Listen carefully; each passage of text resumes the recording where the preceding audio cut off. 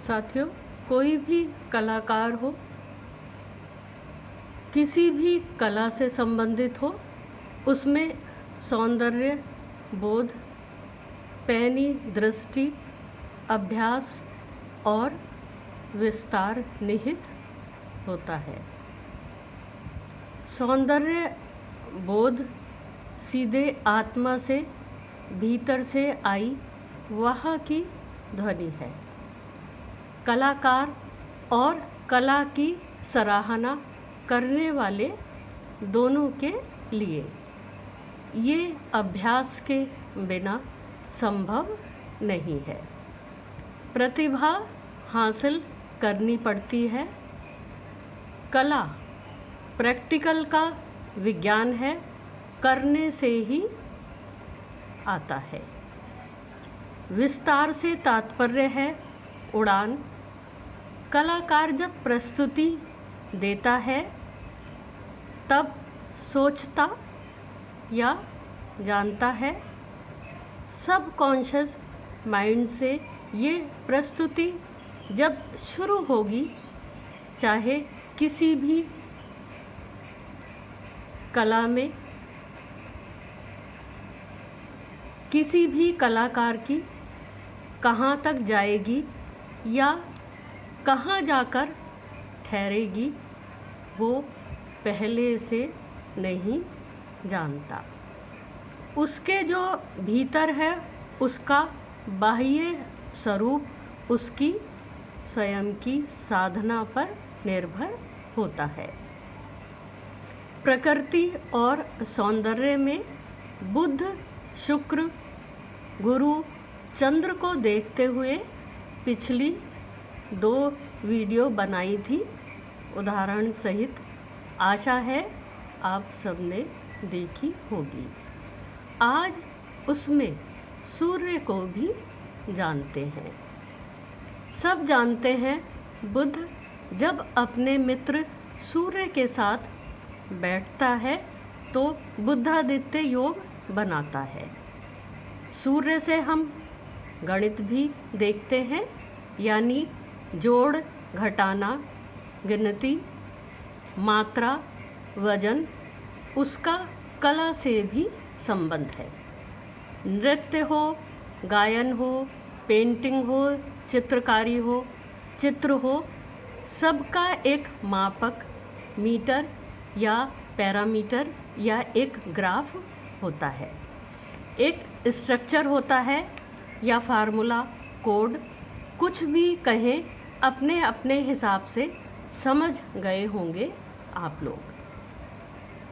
उसकी पूर्ण सुंदरता और फैलाव उसी अनुपात, मात्रा या पैरामीटर में बंधा होता है या बंधा होना चाहिए। जब भी छोटी सी गलती हुई या कुछ इधर उधर खिसका, जैसे राग में स्वर, तबले में मात्रा, पिक्चर में अनुपात या पेंटिंग में कलर मिक्सिंग, और जब सब कुछ सटीक हो तो उसे क्लासिकल कहा जाता है। कविता में भी यही बंधन या गणित है। छंदों का, स्थायी अंतरे का, ये सब गणित है। सूर्य की भी हर रोज़ एक निश्चित स्थिति गणित के हिसाब से बनती है। उगना, छिपना, अंश, बढ़ना, घंटे, मिनट, सेकंड, दिन, महीने के हिसाब से। उसका सौंदर्य मौसम में है और ऋतुओं में। कहने का तात्पर्य है, कोई भी कला जब क्लासिक बनती है तो वहाँ सूर्य का कनेक्शन भी बनता है।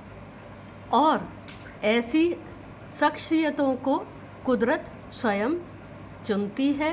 भाग्य स्वयं चलकर उनके पास तक पहुंचता है और उनकी प्रसिद्धि चहुं ओर फैलती है।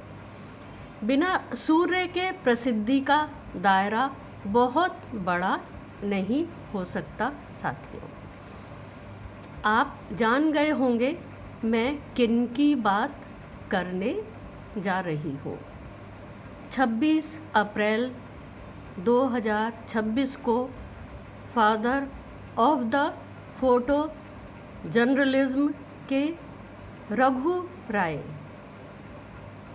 दुनिया को अलविदा कह गए, जिनका जन्म 18 दिसंबर 1942 को पंजाब के झंग में हुआ था।